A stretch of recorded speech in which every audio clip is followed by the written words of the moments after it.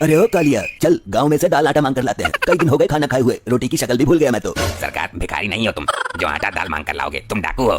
सरदार अनाज का पूरा गोदाम लूट लेते हैं। ये ठीक है, चल कालिया तैयार हो जा, निकाल ले असला बारूद। मुझे माफ करो उस्ताद, आज मैं नहीं जाऊंगा कहीं भी। सरदार की आज्ञा का अवलोकन करेगा तू। सरदार मुझे आज छुट्टी चाहिए क्योंकि आज है करवा चौथ, मुझे अपनी बीवी के पास रहना है। ये क्या बकवास कर रहा है तू? सरदार आपको क्या पता बीवी क्या होती है, आप तो नंड मुंडो। अबे तो करवा चौथ तो रात को मनाएगा ना। जो औरत आज मेरे लिए व्रत रखेगी तो उसकी सेवा ना करूं मैं, मुझे उसके पैर दबाने हैं। तू मर्द होके औरत के पैर दबाएगा? जा डूब के मर जा। तो क्या हुआ, बड़े बड़े मंत्री दबाते हैं, पता ही तो ना चलता किसी को। हाँ उस्ताद, ठाकुर भी रोज दबाता है। अबे क्यों चुतिया काट रहा है मेरा? ठाकुर के तो हाथ ही ना है।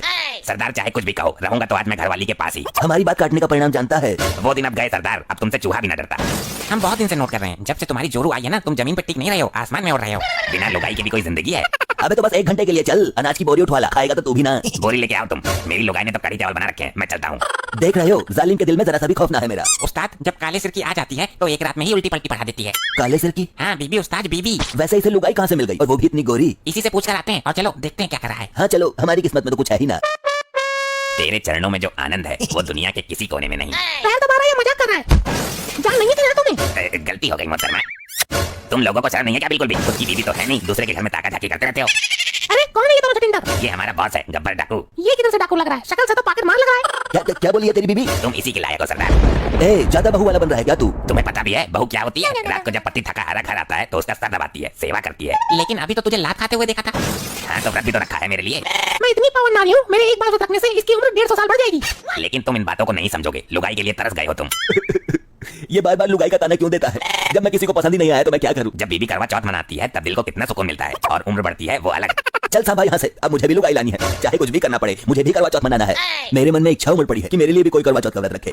इसके लिए तो आपको शादी करनी पड़ेगी उस्ताद।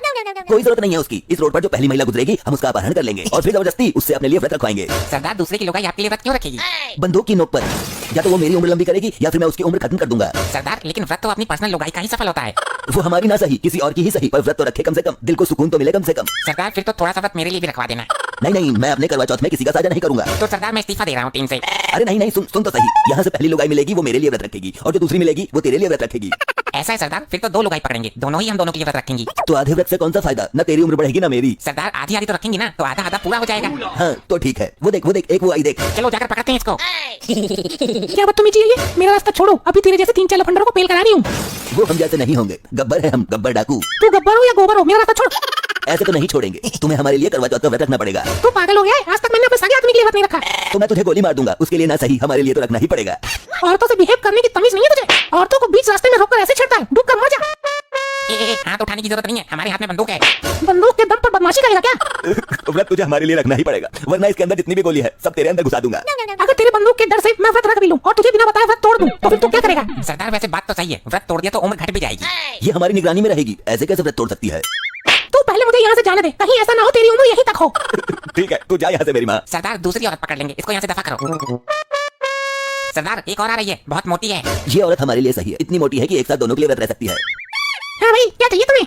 मैं डाकू गब्बर हूँ। मैं किसी डाकू बाकू से ना डरती, जान बचानी तो हट जा मेरे सामने से। सरदार ये तो बड़ी हैवी लुगाई है। आजकल पता नहीं कैसी लुगाई मार्केट में आ रही है, आवाज सुनते ही कलेजा सा कांप जाता है। अब मेरा रास्ता छोड़ दे, वरना टांग के नीचे दबा लूंगी तुमको। तेरी टांग में गोली मारकर छेद खोल दूंगा मैं। ऐसा गोला आज तक नहीं बना जो मेरी टांग में जख्म भी कर सके। तू तो है ही इतनी मोटी, गोली घुसने में भी डरेगी। मोटी हूँ तो क्या तेरे बाप का खाती हूँ मैं? ये मोटी क्या कर रही है? छोटे सरदार को। मर गया सरदार, बचाओ।